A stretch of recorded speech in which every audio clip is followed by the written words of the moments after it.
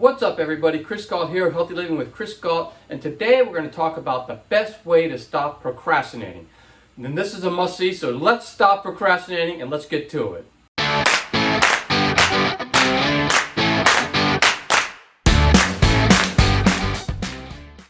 And make sure you watch the full video so you get the full effect, because I'm going to go over a lot of tips and they all tie together. So make sure that you watch the full video, and that way you'll actually get the benefit of the video. And make sure you take action on it, because remember Newton's law that a body at rest stays at rest and a body in motion stays in motion unless a force is acted upon it. And that basically means that if you are stagnant in your life or you're moving in the wrong direction in your life, then the only way you can change that is to take action. Now, no one is immune to procrastinating. I mean, everybody does it.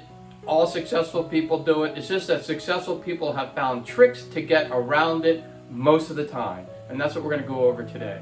And one way you can look at procrastinating is it is a habit. And you can break any habit if you just put your mind to it. And if you do it for 30 days, then you pretty much will break that habit. So what we're going to try to do today is go over some things that help you break the habit of procrastinating. And just talk a little bit about why people procrastinate in the first place. It's because it really is like a stress reliever. And what it is that we don't want to do the task at hand because that task is a little overwhelming. Because if it wasn't overwhelming, we would probably just do the task. But it's a little overwhelming, and it might be something that we don't want to do, but in most cases, it causes stress to do that task. So we procrastinate and do everything else, instead of doing that task. And so that's why procrastination exists. And just knowing that really will help you start to defeat it.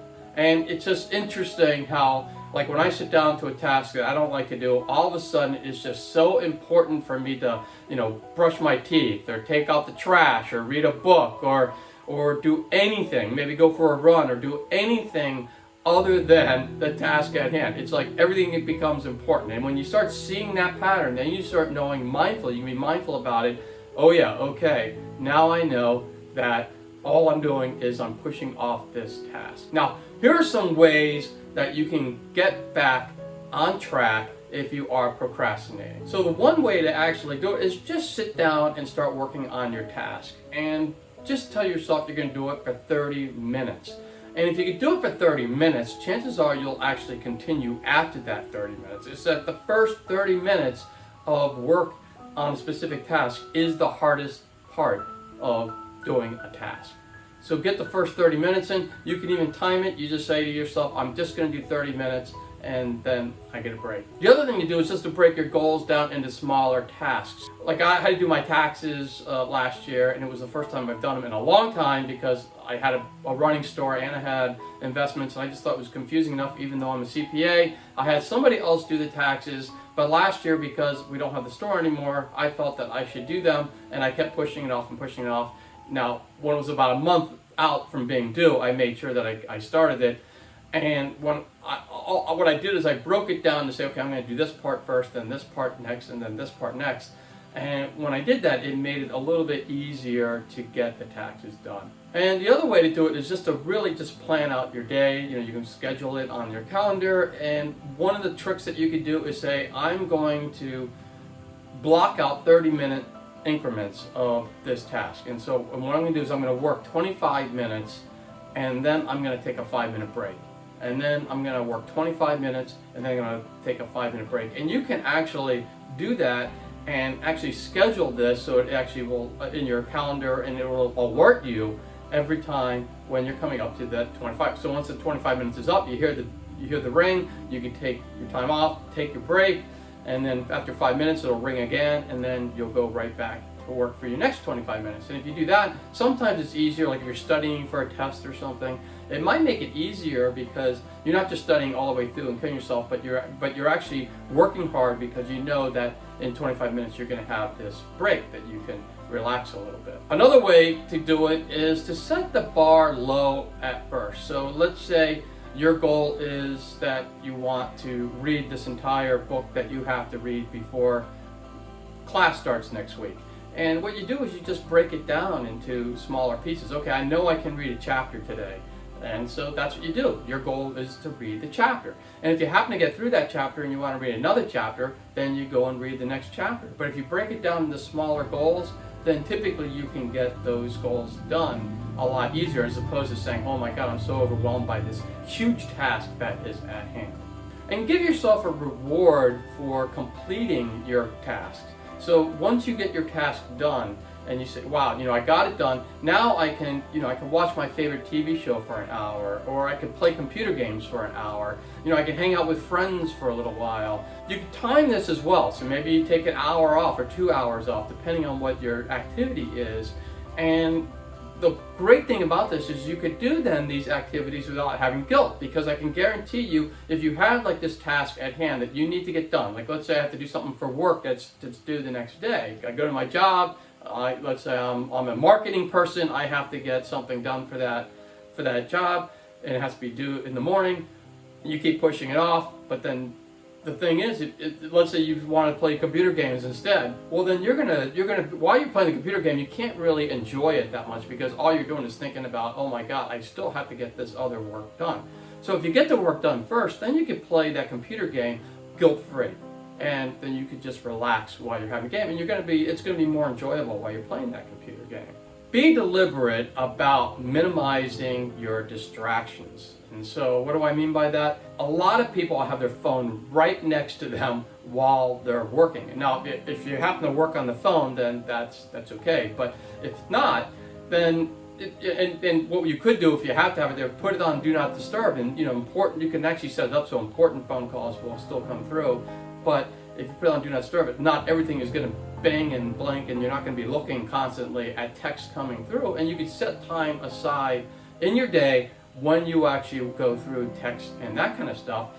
And that way, then the phone is not a distraction. So if you're actually concentrating on your work and working, you're not being distracted and pulled away every time, and then going back and trying to remember where you were when you left off. So it's just much better to take that distraction away. Turn the TV off. I remember when I used to work at the Red Cross in the finance department, I used to actually have a TV in my office, and I would have it on all the time. And I did spend a lot of time looking at where the stock market was going, and realized I didn't have to know where the stock market was at every minute of the day. So I wasn't buying and selling stocks. That wasn't my job. So I didn't have to watch that. So I would have been better off if I just had the TV turned off, to tell you the truth. But some people have the TV on, they have the news in the background while they're working, even if they're working at home, and all they're doing is they're listening to what's going on, and it's just not helpful in staying on track with what you need to get done. What you really want to do is just have all your work at center stage. Take everything that has nothing to do with the task at hand and get it away from you, and put everything that does have to do with the task at hand right in front of you, so you got everything in front of you. Like for my tax purposes, I had made sure that I had everything that I needed to do to get the taxes done. I got all that stuff together, and I had it in a big pile before I even started doing the taxes. And that way, when I started working, everything was right there, and I tried to move everything else out of my way, and so that way I didn't have any distractions. And just know that most tasks aren't as daunting as you think that they are. So if I go back to that tax thing, I really was like nervous about doing it, even though, because I haven't done a tax return in 13 years or so since I did that one, and I was like, I just don't know if I'm going to be able to do this, and it's probably huge, and it's going to be a huge burden. And when I started getting into it, it actually was a lot easier than I thought. So most tasks are not as tough as you think they are, and all you have to do is just start doing it. You start working on it just a little bit, and you will get through that task. You'll figure out ways to do it. I remember even when I used to work at the Red Cross in the finance department, there were times when I got an assignment, and I'm like, oh my God, this is like overwhelming. And then I just started chipping away at it, and I was able to get it done. I found out it was a lot easier than I thought it was going to be. And here's some more tips on how do you get things done in achieving your goals. Number one is make sure when you're setting goals, set specific goals so you know exactly what they are and what you need to get done. Otherwise, you're just going to have all this stuff all over the place, and it's going to be very confusing about what you're going to do. Have specific goals and when you're going to get them done, and what you're going to do first, what you're going to do second. If you can map all that out, it's easier to get the goal done. Mindset. I have to say this about everything. Mindset is everything. And so if you're positive about going after a goal, then the chances are you're going to achieve it. So let's say, for instance, you want to lose weight. Let's say you want to lose 30 pounds. Well, if your mindset is, oh my God, I have to keep away from eating food and I have to live this horrible life because I have to, just can't eat I can't eat what I want to eat and I have to deprive myself, then you're not going to probably succeed. You're probably going to go back and eat. But if you go into it thinking, man, I am going to look fantastic in a few months. I am going to be feeling great. I'm going to be looking great. People are going to be coming up to me saying, wow, you look tremendous. And if you have that mindset, chances are you will hit your goal. The next one is to celebrate your wins no matter how small they are. So, I did celebrate when I was doing those taxes. I did celebrate that, hey, I got some of that done. And I felt, hey, wow, I got this first part done. And I feel great about that. And let's take the weight loss thing. Let's say you want to lose 40 pounds. Well, if you hit the 10-pound mark, you're like a quarter of the way there. You should really celebrate that. You don't have to be completely at the end of your goal to start celebrating and rewarding yourself for there. Now, if you're losing weight, don't reward yourself by eating bad food. Reward yourself with something that is a little bit better than that, like maybe watching your favorite TV show or doing something that you haven't done. Maybe go travel or something. You can always reward yourself with things that aren't going to sabotage what you're trying to get done. And feel grateful that you have this goal. I mean, there are so many people going through life that don't have any goals at all, and they're kind of lost in the world, and they wish they actually had something to work towards. And if you have these goals and you know that you can work through this and you can get to this, well, that's awesome. I mean, you've got something to live for, and you've got this great goal, and be grateful that, yeah, thank you that I have this goal to go after, and this is awesome. This is great. To have that mindset, again, it all comes down to mindset. I do highly recommend journaling your journey on a goal. So let's say if you want to lose weight, and you want to lose your 40 pounds, journal that. Journal every day. Put everything in it and be very honest about it. Either keep a journal or a life book. And what you do is you put everything in there that you've eaten and everything you've done, any physical activity, anything that you've done that will help you get towards that goal, you put in the book. And if you're really honest about doing that, then what you're going to do is you're going to hold yourself accountable, because the last thing you want to do is write something in that book that you don't want in there, right? Because someone else might read it or you might read it and you're going to say, why did I do that? So before you reach that cupcake, you're probably going to think, wow, do I really want to eat that cupcake because I got to write it down in that book? Or do I just not eat the cupcake? And I can even write in the book, hey, I got tempted by this cupcake today, but I stopped, challenged, and chose, and I did not take that cupcake, and I made the right decision. And so journaling typically keeps you accountable and will really help you stay on track and to help you succeed in achieving your goals. And that's all I had. I know you can do this. I have faith in you. The question is, do you have faith in you? And if you have faith in yourself and able to going after your goals and stop procrastinating, and you have the right mindset, then I know you'll be able to do it and you will be successful. And that's all I had for the video. And I just want to thank you all so much for watching it. It just really warms my heart. It really does. I love doing these videos, and I just love it when people watch the video. And if you have any thoughts on the matter, any other tips to help stop procrastinating, or any other questions, anything that's positive and helpful to help people become the best versions of themselves, because that's what this channel is, please leave them in the comments below, and I will meet you there soon.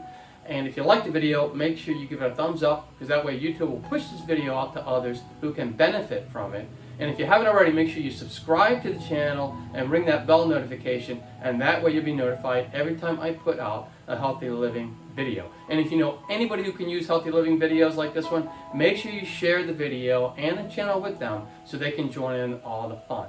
And for more tips on how to live a happier, healthier life, 2 videos are going to pop up any moment, and you can click on any of those videos and you can continue your happy, healthy living journey. And I will see you all next time.